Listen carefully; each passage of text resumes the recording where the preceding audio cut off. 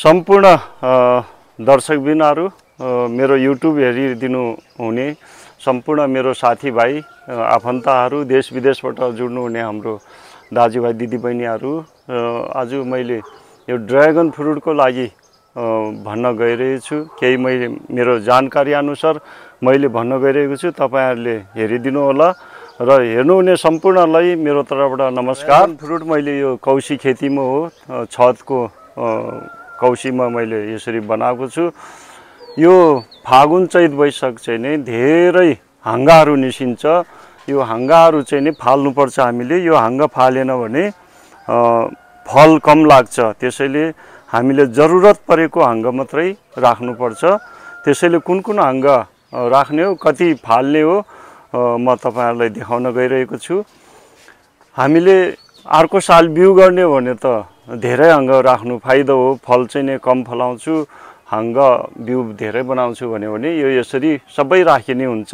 यो कलिलो चाहिँ नि हुँदैन। एक सालको पुरानो भयो भने अर्को साललाई यो बेर्न हुन्छ भन्दै तपाईहरुलाई यो मैले त यो अब फलको लागि हो, मलाई बेर्न त धेरै भइसकेछ। यो फलको लागि मैले अब सबै हाँगाहरू केही मात्रामा राखेर सबै फाल्दै छु है मैले। अब जसरी यो हाँगाहरू आएको छ योहरू सबै फाल्ने हो। यो फालेन भने त फल कम फल्छ। यो यस्तो भएको छ कि एउटै हाँगामा धेरै हाँगाहरू आएको छ। यो हाँगाहरू सबै यसरी काटेर फाल्नु पर्छ, नत्र फलमा कम हुन्छ। यो जस्तो यो एउटा बुट्टा हो, यो बुट्टामा धेरै हाँगा, यो एउटा राखेँ मैले, अरू सबै फाल्दिने हो हामीले। यो यति राम्रो हाँगाहरू फाल्नु नि हामीलाई माया लाग्छ, तर माया लागेर यो राख्यो भने फेरि फल कम हुन्छ, हामीले फल कम खान पाउँछ। त्यसैले यो जति पनि हाँगो छ, सानो हाँगो ठुलो हाँगो सबै फाल्दिनु पर्छ माया नगरिकन। यसरी फाल्दियो भने फेरि फल ज्यादा लाग्छ। र मैले सबै फाल्दै छु है यसरी।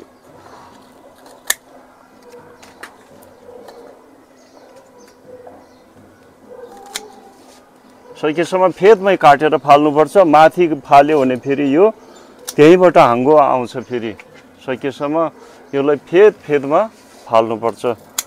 यसरी फाल्टु मैले पुरानो हाँगा मात्रै धेरै राखेको छु, कोहीमा राखेँ यसरी।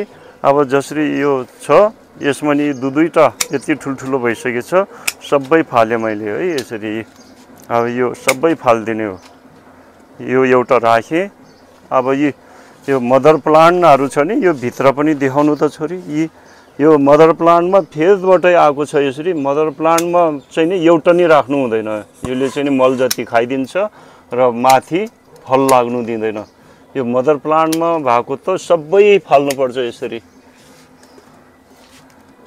ल अब यो त मलाई ल हजुर, यो चाहिँ नि फेरि यो कलिलो हाँगा छ नि यस्तो, यो हाँगाहरू चाहिँ नि यो यति राम्रो सब्जी बन्छ नि। यो यसको काँडा जति फाल्ने अनि बीचको कलिलो भागलाई चाहिँ नि हामीले पिस गरेर खायो भने एकदम मिठो हुन्छ। मिठो भन्नाले तितो नि हुन्न, गुलियो मिठो केही पनि हुन्न, तर चिप्ले भिन्डी जस्तो स्वाद आउँछ कि यसको। चिप्लो पनि त्यस्तै चिप्लो हुन्छ। यो हामीले एकदम दबाई पनि हुन्छ रे कि यसको हाँगाहरू भन्छ। अब मैले एक दिन खाएँ, बच्चाहरूले त मेरो श्रीमतीले त खाएन, यो के हो कसो हो भन्नु थाल्यो। मैले चाहिँ नि भिन्डी जस्तै लाएर मजासँग खाएँ, करेलासँग पकाएर है। एकदम चिप्लो रे मिठो हुन्छ। यो पनि तपाईहरुले सब्जी पनि खानु सक्छ यसको। एकदम दबाई पनि हुन्छ भन्छ है। यो के को दबाई हुन्छ मलाई थाहा छैन, तर यो जस्तो सुकै बिमारीले पनि यसको सब्जी खानु मिल्छ भनेर युट्युबमा सुनेको मैले नि है। खास गरी यो चाइना भियतनामहरूले बेसरी सब्जी खान्छ यसको त। हाम्रो नेपालमा त अब खोइ भर्खर सुरु भएको के हो कुनी, यो खासै त्यस्तो खाएको त देख्दैन। तर मैले त त्यो युट्युब हेरेर मैले नि खाएँ। एकदम स्वाद हुन्छ। चिप्ले भिन्डी खा जस्तै हो, अरू त केही हुन्न। चिप्ले भिन्डीको स्वाद चाहिँ नि यसले काम गर्छ।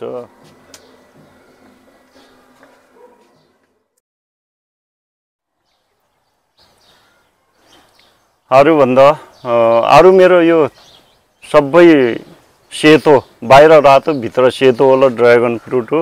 मसँग दुईटा किसिमको ड्र्यागन फ्रुट छ। एउटा बाहिर रातो भित्र नि रातो, एउटा बाहिर रातो भित्र सेतो।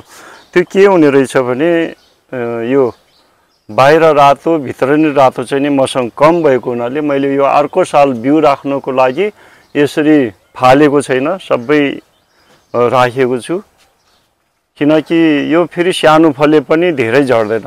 यो बाहिर रातो भित्र रातो हुने होला, तर बाहिर रातो भित्र सेतो होला। ठुलो ठुलो 1 किलोसम्म, आधा किलो, 600 ग्रामसम्म एउटै फल्छ, तर धेरै फुलाहरू झर्छ त्यसमा।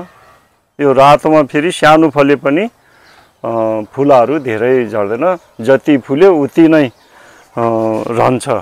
त्यसैले मैले अब फुल्यो झर्ने भन्दा त सानो सानै भए पनि रातो राख्छु भनेर यसरी मैले बिउको लागि मैले योलाई काटेन, अरू चाहिँ नि मैले काट्दैछु। म चाहिँ बाबाको नातिनी हो। प्यारो नातिनी हो होइन? ल यो हाँगुनी सबै काट्दैछु मैले यसरी। यो मदर प्लान्ट पनि धेरै दिन भयो नहेरेको, सबै ठुल्ठुलो भइसक्यो रहेछ।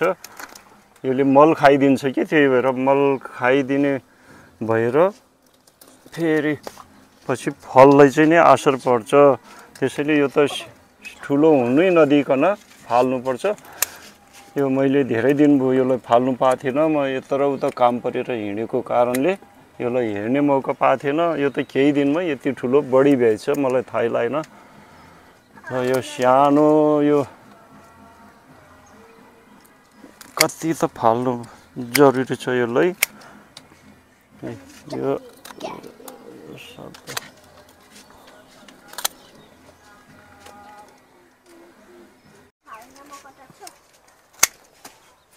यस्तोमा खसेको आरु बरु भैँमा फाल्न यस्तोहरू।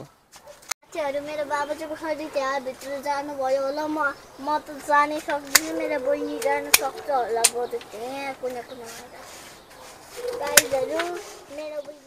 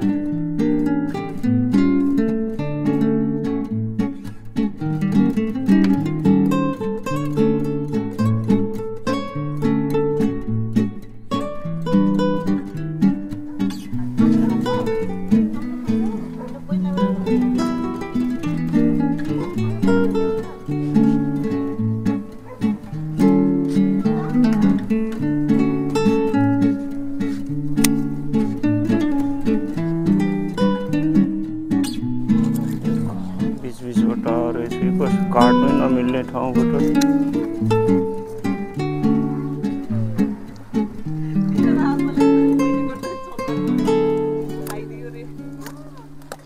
यो यहीँ खेलिराख्दा त कौवा आएको थिएन कि।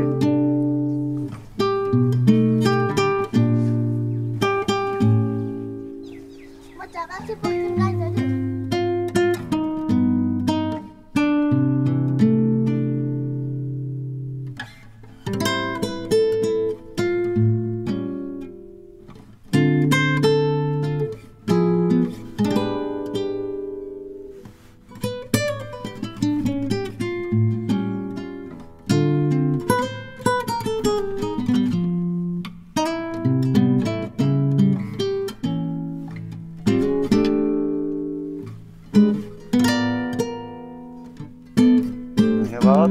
जानलाई